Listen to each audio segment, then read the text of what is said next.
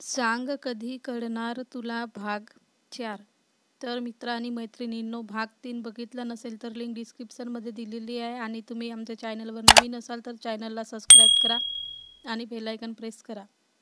रियाला खूप भूक लागली होती. तिने पटकन खाऊन घेतले आणि तिने सुशांतकडे पाहिले. तो तिच्याकडेच पाहत होता. सर, झालंय आता, मी जाऊ का? माझं काम थोडंसंच पेंडिंग आहे, मी लगेचच पूर्ण करून देते. अगं, पण माझं बोलणं झालं नाही. तुला काय वाटलं? मी तुला फक्त खाण्यासाठीच बोलावलं? नाही सर, अजिबात नाही. मग? आता रिया निरुत्तर झाली. रिया, आजच काम पुरे झालं, तू जाऊ शकते. नाही सर, थोडंच बाकी आहे. मला फक्त 10 मिनिटे द्या, मी हे करू शकते. अगं हो, मला माहिती आहे तू हे करू शकते आणि तुलाच करायचं आहे. उद्या हवं तर 10 मिनिटे लवकर ये आणि कर. आता उशीर झालाय, सो आजच्यासाठी बस झालं. रियाला खरं तर काम पूर्ण करूनच निघायचं होतं. ती तिच्या निर्णयावर ठाम होती. ती परत सुशांतला म्हणाली, ठीक आहे, मला उशीर झालेलाच आहे ना, मग अजून 10 मिनिटांनी काय फरक पडतो? आणि डिस्कशनमध्ये वेळ घालण्यापेक्षा मी काम केलेलं काय वाईट आहे? सुशांतला त्याचे कुठलेही एम्प्लॉईज कधीही क्रॉस करत नव्हते. त्याचा रागीट स्वभाव पाहता ते करण्याची कोणाची हिंमत पण नव्हती होत. आणि रियाने नेमकं तेच केलं. त्याला पहिल्यांदा कोणीतरी क्रॉस केलं आणि हे तर तो सहनच करू शकत नव्हता. त्याचा आवाज चढला. रिया, आर यू क्रॉसिंग मी? तुझी हिंमतच कशी झाली मला नाही म्हणायची? सर, मी कुठे नाही म्हणत आहे. मी जस्ट उद्या करायचं ते आज करायचं म्हणते आहे, दॅट्स इट. आणि असंही हे डिस्कशन करण्यातच आपण ऑलरेडी 10 मिनिटे वेस्ट केले. ओ, आता तू मला शिकवणार की कुठे टाईम वेस्ट नाही करायचा आणि कुठे करायचं ते? म्हणजे तू माझं ऐकणार नाहीच ना? Then get out from here. Sir, तुमचा काहीतरी गैरसमज होतोय. मला असं काही नाही म्हणायचं आहे. इतक्यात सुशांत तिच्यावर ओरडलाच. Will you please shut up and just get out. त्याने जवळजवळ तिला केबिनमधून हकलूनच दिले. रियाला आता मात्र रडणं थांबवतच नाही आलं. तरीही ती तिच्या जागेवर येऊन काम करत बसली. रियाला रडताना सुशांतने पाहिलं होतं, पण ह्यावेळी तो प्रचंड रागात होता. मला क्रॉस करते, मी तिच्याच भल्यासाठी सांगत होतो. आणि हिचा इतका ॲटिट्यूड! काय समजते कोण ही स्वतःला रड किंवा काहीही कर, मला काहीही फरक पडत नाही म्हणावं.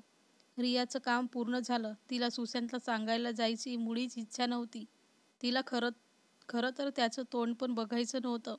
तिने त्याच्या केबिनकडे पाहिलं. तो निघण्याच्या तयारीत होता. तिने तिच्या एक्सटेन्शन वरूनच त्याला कॉल केला आणि आपलं काम झालं हे इन्फॉर्म केलं. सुशांतने फक्त ऐकलं. त्याने काहीही रिप्लाय नाही दिला आणि फोन ठेवून तो निघाला. इतका कसला ॲटिट्यूड आहे ह्या माणसामध्ये? ह्याचंच काम करा, परत ह्याचेच बोलणे आहे का?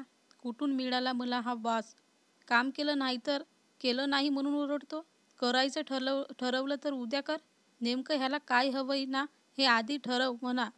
रिया स्वतःशीच म्हणाली आणि तीही निघाली.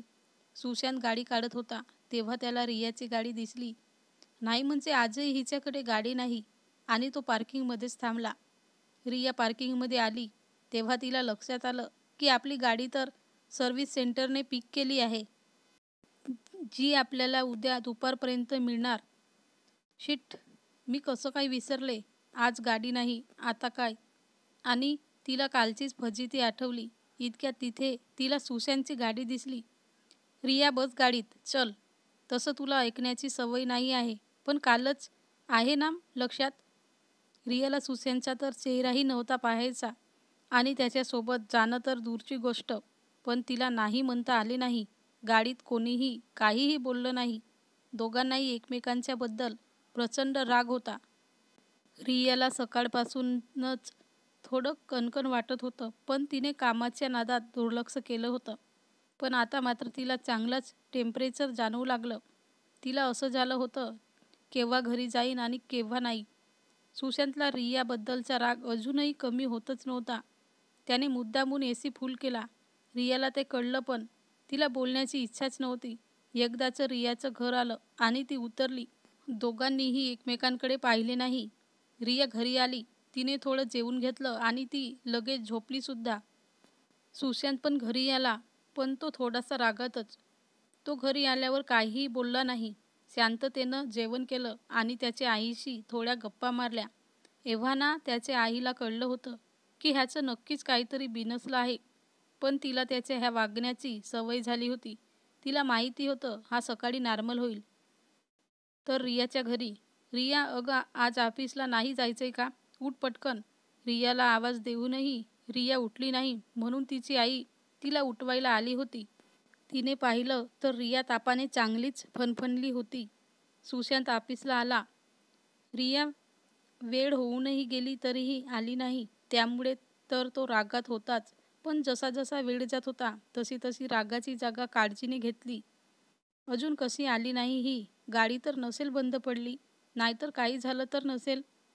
पण तिने इन्फॉर्म नाही करायचं का? आपल्याला उशीर होतोय तर साधं कळवावं, हेही नाही कळत का हिला? आज त्याचं लक्ष कशातच लागत नव्हतं. बराच वेळ झाला रिया आलीच नाही. शेवटी सुशांतने HR डिपार्टमेंटला कॉल केला आणि रियाची आजची सुट्टी आहे का विचारलं. पण त्यांनाही तिने काही इन्फॉर्म नव्हतं केलेलं.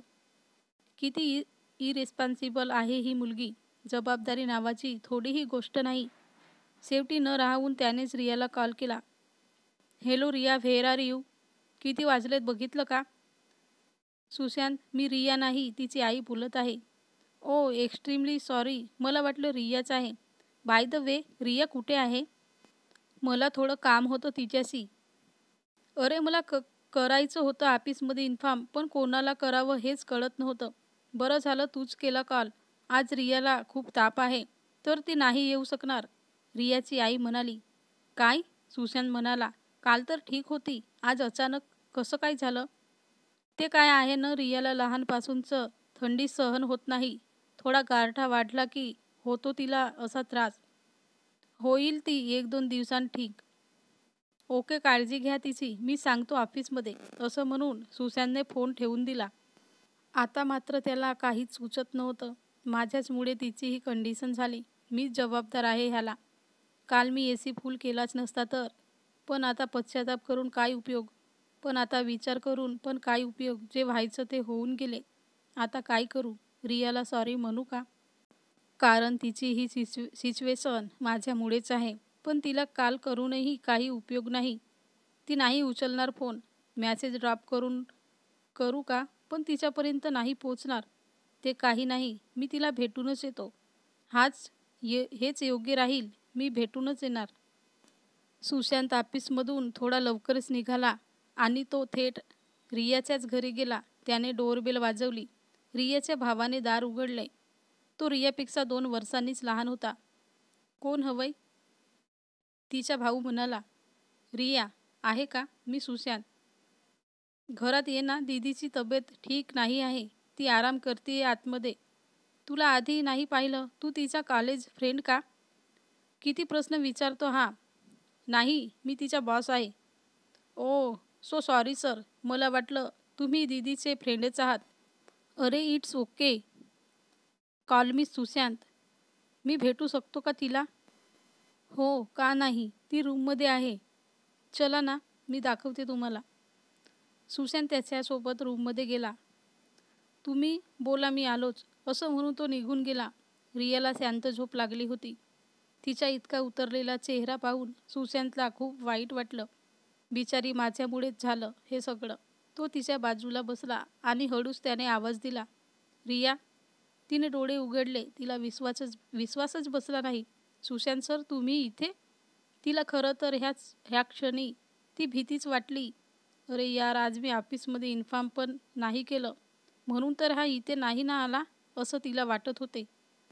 "रिया, तू विचार करतेस तसं काही नाही आहे. तू इन्फॉर्म नाही केलं म्हणून मी काही तुला रागवायला नाही आलो इथे. रिलॅक्स." "ह्याला कसं काय कळलं मी काय विचार करते ते?" "रिया, अगं तुझा चेहरा सगळं बोलतो." "सॉरी सर, बट मला नाही करता आलं इन्फॉर्म." "बस रिया, मी काही बोललो का तुला?" "ते थोडं कशी आहे तुझी तब्येत? बरं वाटतंय का आता?" "हो, थोडंसं मला थोडं बरं वाटतंय."